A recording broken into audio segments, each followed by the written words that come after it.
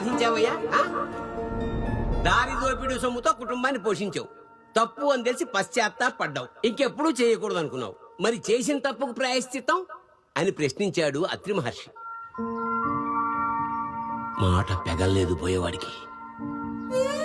వెంటనే ప్రాయశ్చిత్తంగా కఠోరమైన తపస్సు మీద మనసు లగ్నం చేశాడు.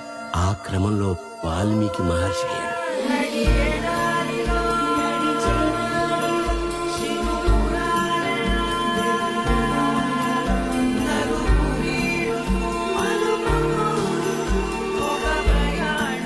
దోపిడీ అంటే కేవలం దొంగతనాలేనా?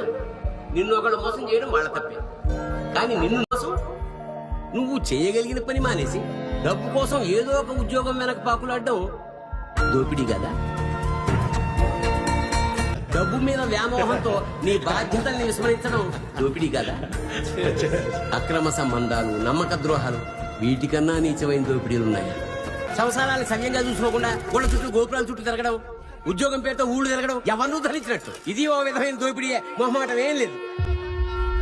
ఇవన్నీ చట్ట ప్రకారం దోపిడీలు కాకపోవచ్చు. అందుకే తప్పు అని గమనించడమే కష్టం. ఇహ శిక్ష సంగతి దేవుడు. కానీ చేసిన తప్పుకి తమంతట తాము శిక్ష కోరుకునేవారు మార్పుకి నాంది పలికినట్టే, మరో వాల్మీకి అయినట్టే.